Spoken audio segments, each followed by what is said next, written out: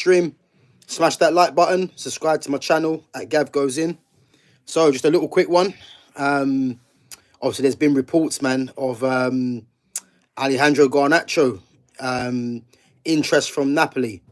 You know what? If Napoli are that dumb to come in for Garnacho and look at him as the heir apparent to Kavica Kvaratskhelia, and obviously they want to try and get in him because of the whole Maradona side of it. If Napoli are that silly, then by all means, Napoli, come and put that bid in because I'll tell you for free, he's not going to live up to what these people think he's going to be.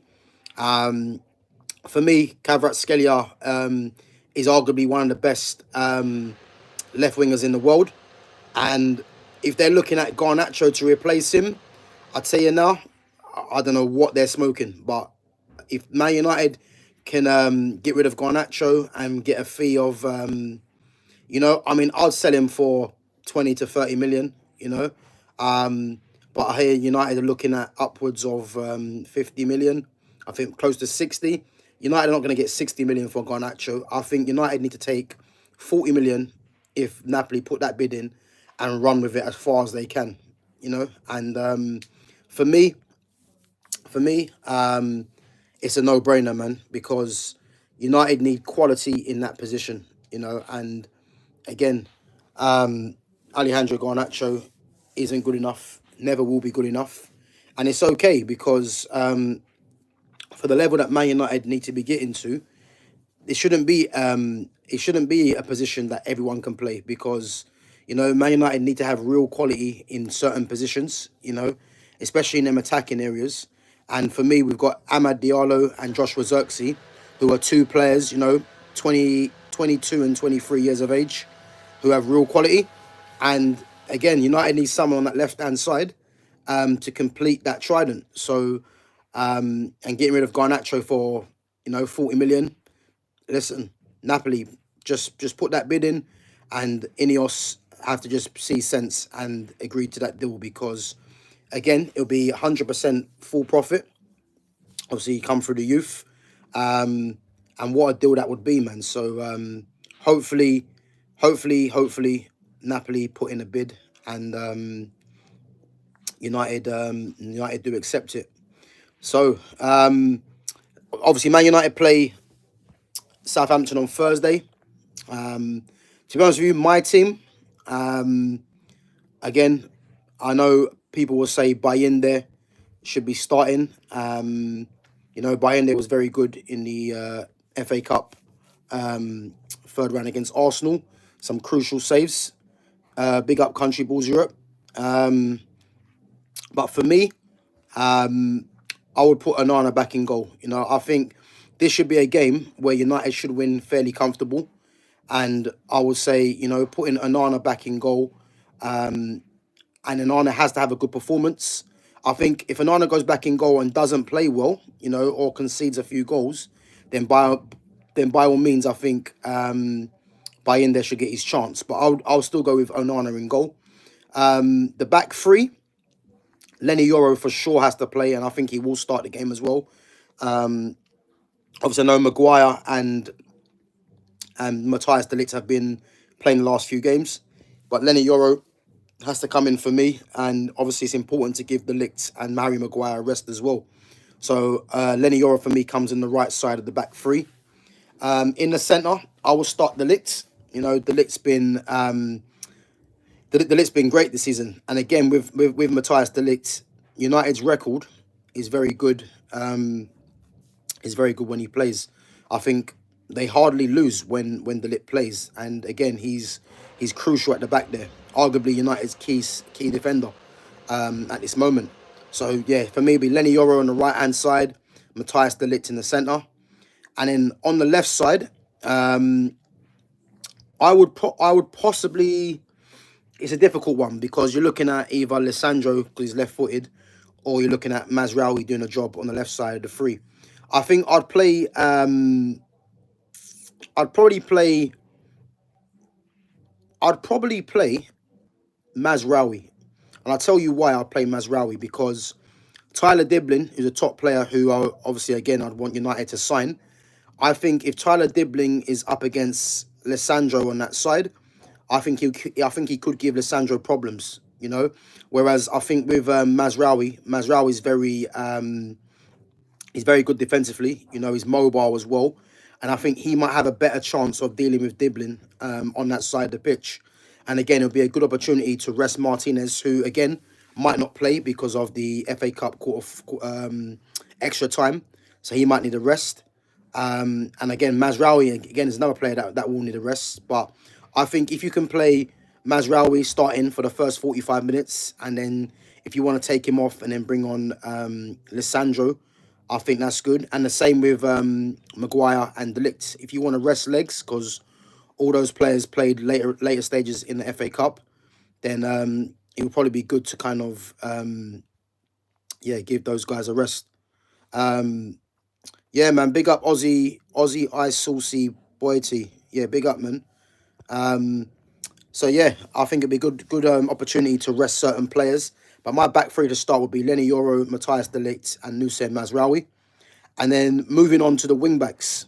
For me, I keep saying this, and I don't know why Amrim hasn't at least tried this. And I think because they're playing Southampton, it'd be a good opportunity for United to give some game time, and again to rest players.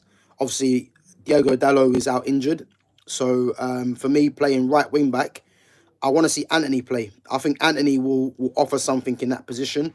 There's obviously been talk about Anthony moving out the club. With I think I heard today West Ham are interested in a loan deal. But for me, Anthony needs to be playing. Again, it's against Southampton. So I'd like to see Anthony come in and play in that position on the right-hand side. And then on the left, I want to see Malacia. I think Malacia coming on against Arsenal last game, I think he handled Raheem Sterling very well, And again, another player that's been touted to be moving in January. But I think Malacia is a good squad player, I would say. And these are the kind of games I want to see Malacia build on his confidence, build on his fitness, and see what he's got to offer the team. So I'll for sure play Malacia as the left wing back. Moving on to midfield. Again, the options are limited. Toby Collier coming on against Arsenal, done very well. I'd probably not start Collier, but again, just because of his cameo appearance against Arsenal, he definitely has to come on this game as well. I'd probably start Bruno and Ugarte. It looks like those two will definitely play in my opinion anyway, because Amrim does like those two. Big up the AJ 1995 leg, man. Yeah, big up. Yeah, my background in football, man, is extensive. So what better way, man, to talk about football to you guys, man. But safe for coming on. Yeah, I'm all good, man. I'm all good. How are you? But yeah, so I think Bruno will be playing. I think he might play. He could play Bruno as one of the number 10s, but for me, Bruno has to be playing central midfield until the summer, where you can look at moving him on. But yeah, Bruno and Ugarte to start with, and then again bringing someone like Collier on for fresh legs, taking off Ugarte. Obviously Casemiro and Ericsson, they might be in the squad, but they're not really getting much of a look in, so you have to wait and see what happens. But yeah, man. But guys, yeah, make sure you smash that like button, subscribe to my channel at GavGoesIn. That would be much appreciated. But yeah, in a number 10 positions, I'd play obviously Ahmad. Obviously Ahmad was rested in the FA Cup, but you can see the impact he had when he came on. So he'll be playing on the right 10 for me. And on the left 10, again, I want to see Kobbie Mainoo play in that position. I think Kobbie Mainoo, again, is someone that needs to be playing further up the pitch so he can use his ability in tight spaces, And again, I think he's wasted in this system playing as a central midfielder, because that area of the pitch there needs energy, needs legs. And again, with Kobbie, he's only 19, and you can see by the way Kobbie plays, he's someone that needs to be playing in the half spaces further up the pitch on that left 10. So for me, I'll definitely start him there on the left 10 with Ahmed on the right 10. And then for me, easiest decision of the day, the striker needs to be Joshua Xerxes. And again, I want to see Xerxes play the next the next 5 to 10 games. You know, I want Xerxes to have the same license that Rasmus Højlund has been having, where Rasmus Højlund has been offering nothing. And I believe if Xerxes is playing between 5 and 10 games, you know, by all means, if Xerxes has 5 or 10 games and he's not producing good performances, by all means, then you can rotate. But I've got every confidence in Xerxes that, you know, if you're giving this guy game time, giving him the confidence, he's going to shine without doubt. And what better game to do that against a Southampton team that are, let's be honest, they're struggling. You know. But yeah, guys, big up, man, big up. Thanks for coming on. Smash that like button, subscribe to my channel at GavGoesIn. Only a quick one, but I'd expect United to win at least 3-0. You know, I want to see goals. I want to see creativity as well. You know, I want to see an understanding starting to be developed as well between certain players. You know, I always believe with United, when they've got Ahmad and Xerxes on the pitch together, there's no doubt you're going to see good football. So yeah, it's good to see. It'll be good to see them two start again. So that, I think that team that I've picked there, I think won't be far off what Amarim plays. I think he won't. I don't think he'll play Kobe Manu in the left 10. I think he'll play Bruno there again, and then he might change things again in the second half. Again, Lissandro will probably start as well. Actually, no, I think Lissandro might be slightly injured. I'm not sure, but I think yeah, he for sure won't play Kobe there, but I think personally, it should be a game that United have no trouble getting the win. And again, this league table as well for United. United are not going to finish anywhere in the top 6 for me. I think they've got too much to do, but it's about building confidence. You know, it's about getting a team together, knowing how each other plays regularly, knowing the system. You know what I mean? Getting a bit of continuity from the squad as well, from the starting 11, and just building from there. Because again, they've got Southampton, and then I think they've got Rangers next. No, sorry, I think it's Brighton. Should I say Brighton on the weekend, and then Rangers next week in the Europa. And I think this team now needs to be set, gearing up to playing in the Europa, and coming out with a trophy. That should be the aim, you know. Again, we're just waiting for January for some signings to be made. Obviously, they've been linked with player from Salzburg. I think it's Dorgeles, I think his name might be. I've seen a couple of clips of him. He does look good, you know.